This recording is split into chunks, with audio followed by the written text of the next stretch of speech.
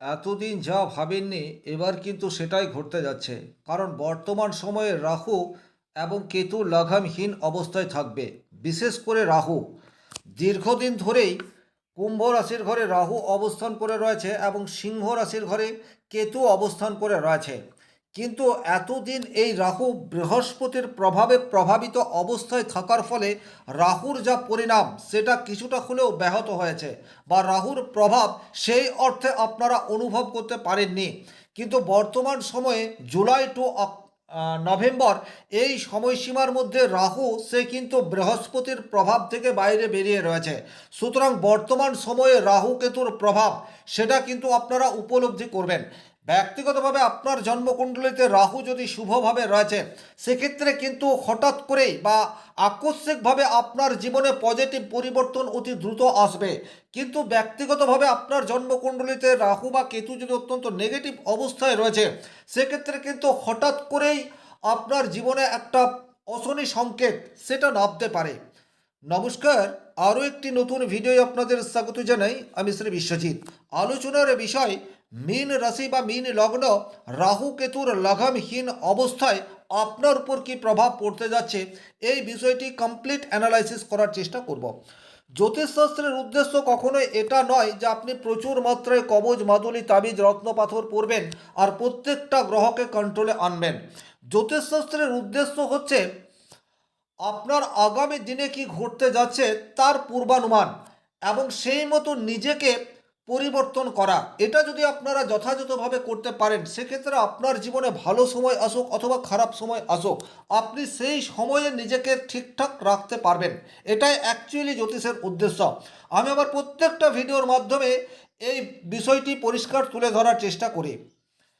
চলে আসবো মূল আলোচনায়। এই যে লাগামহীন কথাটি বলছি তার মানে হচ্ছে, মনে করুন আপনি ধর্ম মহাসভায় রয়েছেন, হরি মহাসভায় রয়েছেন, বা কোনো আধ্যাত্মিক কাজের সাথে যুক্ত রয়েছেন, বা সোশ্যাল ওয়ার্কের সাথে যুক্ত রয়েছেন, তখন আপনার ভেতরের আমি সেটা কিন্তু অনেকটা অবদমিত অবস্থায় থাকছে। কিন্তু যখন আপনি স্বতন্ত্র হয়ে রয়েছেন, তখন কিন্তু আপনার ভেতরের আমিত্ব সে কিন্তু জেগে রয়েছে। এক্স্যাক্টলি রাহু ছল কপট মায়া এই বিষয়গুলি রাহুর মধ্যে পর্যাপ্ত মাত্রায় দেখতে পাওয়া যায়। আবার রাহুর মধ্যে প্রচুর মাত্রায় ট্যালেন্ট, প্রচুর এনার্জি, এক নিমেষে 1 বছরের কাজ করে দেওয়ার ক্ষমতা সেটিও রয়েছে। তাহলে বর্তমান সময়ে যেহেতু দেবগুরু বৃহস্পতির আওতার বাইরে রাহু, সুতরাং রাহু এখন স্বতন্ত্রভাবে আমাকে আপনাকে রেজাল্ট দেবে। তাই রাহুর প্রভাব সেটা আমরা উপলব্ধি করব, এ বিষয়ে কিন্তু কোনো রকম ডাউট নেই। 200% রাহুর প্রভাব আমরা ফিল করতে পারবো। সেটা পজিটিভও হতে পারে আমার জন্য, আবার নেগেটিভও হতে পারে আমার জন্য। পজিটিভ হলে আপনি কী কী পাবেন আর নেগেটিভ হলে আপনার জীবনে কী কী পরিবর্তন আসতে পারে, এই বিষয়েই এই ভিডিও। দেখুন, কুম্ভ রাশি মীন রাশি সাপেক্ষে দ্বাদশ রাশি, অর্থাৎ 12 নম্বর ঘরে রাহুর অবস্থান। স্বাভাবিক অর্থে রাহু হচ্ছে অতৃপ্তির কারক গ্রহ। সুতরাং আপনার খরচ সেটা কিন্তু ডেফিনেটলি বাড়িয়ে তুলবে। আজকের তারিখেও মীন রাশি মীন লগ্নের জাতক জাতিকাদের প্রচুর খরচ সেটা হয়েই যাচ্ছে। কিন্তু এই খরচের মাত্রা লাগামহীন হতে পারে জুলাই টু নভেম্বর এই সময়সীমার মধ্যে। সুতরাং করণীয় যেটা সেটা হচ্ছে, যে খরচ আপনাকে একান্তভাবেই করতে হবে সেই জায়গাতেই শুধুমাত্র খরচ করুন, আর যে খরচ না করলেও চলে সেই সমস্ত জায়গাকে বর্জন করার চেষ্টা করুন। দ্বিতীয়ত, রাহু অতৃপ্তির কারক গ্রহ। আপনার মধ্যে কামনা বাসনা ইচ্ছা আকাঙ্ক্ষা, ভালো থাকা বা কার্মিক বলতে যেটা বোঝায় সেই সমস্ত বিষয়ের প্রতি আসক্তি এটা কিন্তু বাড়িয়ে তুলবে। হেলথ, আপনার নিজের হেলথ ইস্যু আসতে পারে, অথবা ফ্যামিলির কোনো মানুষের জন্য এককালীন প্রচুর অর্থ ব্যয়, এই ধরনের ঘটনা আপনার ঘটতে পারে। সুতরাং এমার্জেন্সি ফান্ড এটা আপনাকে মজবুত রাখতে হবে। তবে যে সমস্ত জাতক জাতিকাদের ব্যক্তিগত জন্মকুণ্ডলিতে রাহু শুভভাবে রয়েছে, তারা কিন্তু অপ্রত্যাশিত কিছু সুযোগ পাবেন। তবে সেই সুযোগ আপনার বাড়িতে থাকলে হবে না, আপনাকে আপনার কমফোর্ট জোন থেকে বেরোতে হবে। বিশেষ করে মাল্টিন্যাশনাল কোম্পানিতে চাকরি পাওয়ার সম্ভাবনা সেটা কিন্তু তৈরি হয়ে রয়েছে। দ্বিতীয়ত, যারা বিদেশে গিয়ে সেটেলমেন্ট হতে চাইছেন তাদের জন্য এই রাহু অত্যন্ত পজিটিভ রেজাল্ট দেবে। তৃতীয়ত, যারা বিদেশে গিয়ে পড়াশোনা করতে চাইছেন তাদের জন্যও এই রাহু কিন্তু পজিটিভ রেজাল্ট দেবে।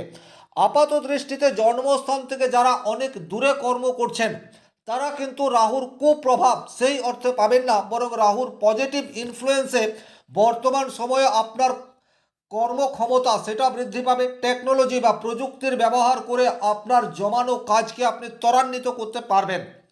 যারা অনলাইন প্ল্যাটফর্মের সাথে যুক্ত রয়েছেন তারা কিন্তু রাহুর সুপ্রভাব বর্তমান সময়ে আশা করতে পারেন। যে কোনো ধরনের সোশ্যাল মিডিয়ায় যারা অ্যাক্টিভ রয়েছেন তারা কিন্তু বর্তমান সময়ে হাল ছেড়ে দেবেন না। আপনারা প্রত্যেকে চেষ্টা করুন, বর্তমান সময়ে যেহেতু রাহু স্বতন্ত্রভাবে কাজ করবে এবং মীন রাশির দ্বাদশ ঘরে রাহুর অবস্থান, সুতরাং বর্তমানে আপনাদের জনপ্রিয়তা বৃদ্ধি পাওয়ার সম্ভাবনা সেটা কিন্তু তৈরি হয়ে রয়েছে। আধ্যাত্মিক কাজের সাথে যুক্ত হয়ে থাকলে রাহুর নেগেটিভ ইম্প্যাক্ট সেটা কিন্তু অনেকাংশে কমবে, এ বিষয়ে কোনোরূপ ডাউট নেই। আপনার ব্যক্তিগত জন্মকুণ্ডলিতে রাহু শুভ হোক অথবা অশুভ হোক, আপনি চট জলদি কোনো সিদ্ধান্ত নেবেন না, কারণ রাহু হচ্ছে আকস্মিক বা হঠাৎ ডিসিশন নিতে হবে এই ধরনের প্রবাবিলিটি আপনার মস্তিষ্কের মধ্যে ক্রিয়েট করে দেবে।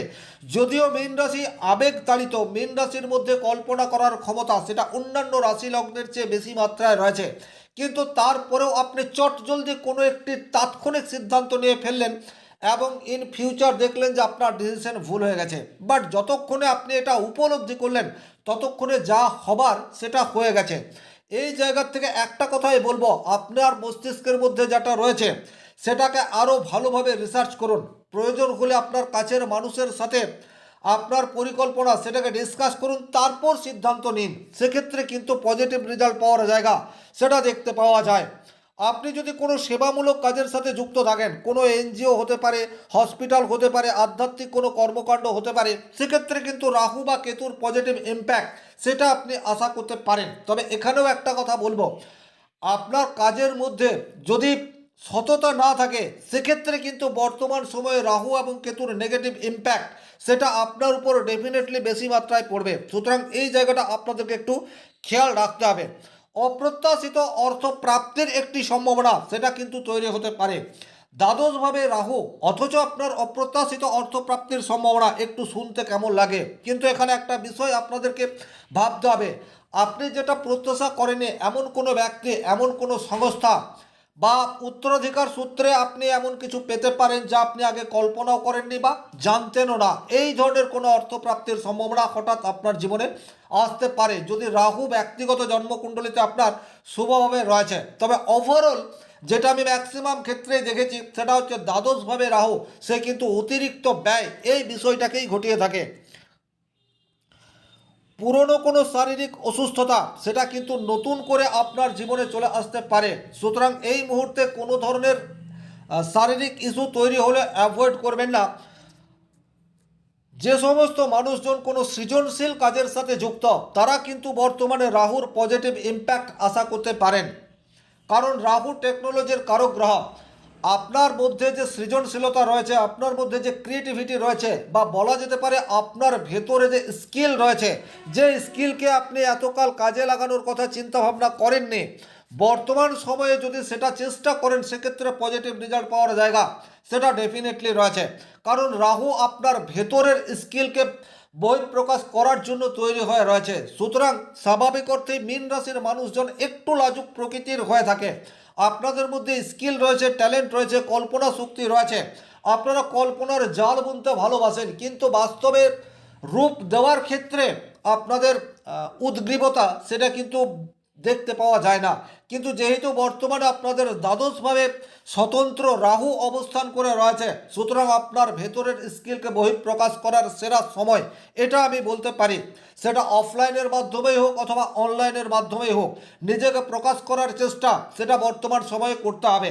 একটু সতর্ক থাকার প্রয়োজন, সেটা হচ্ছে তাড়াহুড়ো নয়, তাৎক্ষণিক নয়, সঠিক পরিকল্পনা এবং তার বাস্তবায়ন সেটা আপনাকে রাহু কেতুর নেগেটিভ ইম্প্যাক্ট থেকে কিছুটা মুক্ত করে দিতেই পারে।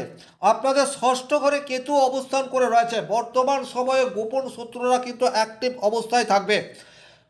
অফিস পলিটিক্সের শিকার বর্তমান সময়ে আপনারা হতেই পারেন। শ্বশুরবাড়ির সাথে অকারণে একটা মানসিক দ্বন্দ্ব এই বিষয়টি হতে পারে। স্বামী স্ত্রীর মধ্যে ভুল বোঝাবুঝি বা তৃতীয় ব্যক্তির উপস্থিতি আপনাদের দাম্পত্য জীবনে নেগেটিভ ইম্প্যাক্ট সেটা ফেলতেই পারে। এই জায়গাতে একটা কথা বলবো, দ্বাদশে রাহু, ষষ্ঠে কেতু, মুখের বসে কোনো ভুল ডিসিশন এটা কিন্তু আপনাদের হয়ে যেতে পারে।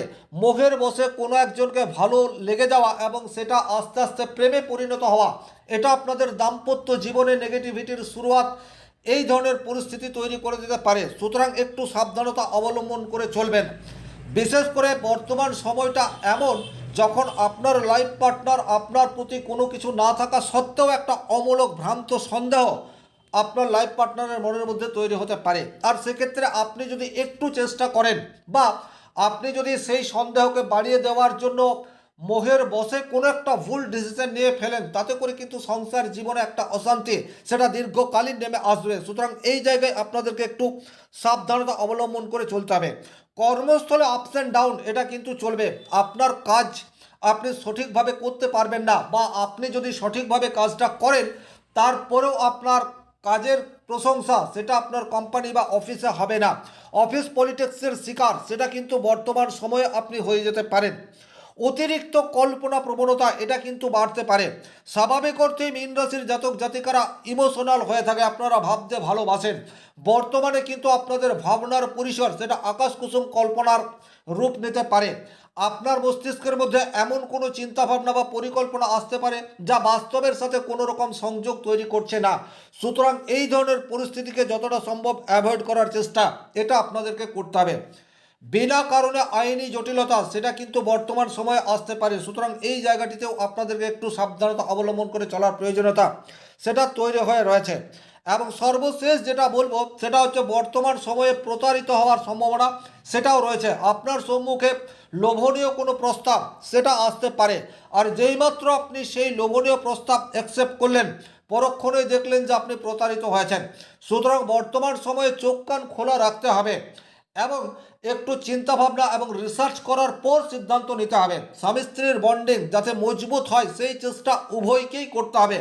তাতে করে রাহু বা কেতু আপনাকে যদি নেগেটিভ ইম্প্যাক্ট দেয়ও সেটা কিন্তু ক্ষণস্থায়ী, 4-5 মাস এটা স্থায়ী থাকবে, তারপর আবার পরিস্থিতি স্বাভাবিক হবে।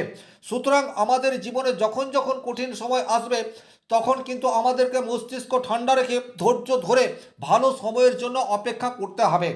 এই আশা রেখে আজকের ভিডিও এখানেই শেষ করব। ভিডিওটি ভালো লাগলে লাইক করবেন, কোথাও কোনো প্রশ্ন বা সংশয় তৈরি হলে কমেন্ট বক্সে লিখে জানাবেন। আর ব্যক্তিগতভাবে নিজের জন্মকুণ্ডলী বিচার করতে চাইলে স্ক্রিনে দেওয়া নাম্বারটি সংগ্রহ করে যোগাযোগ করতে পারেন। ভালো থাকুন, সুস্থ থাকুন, ধন্যবাদ।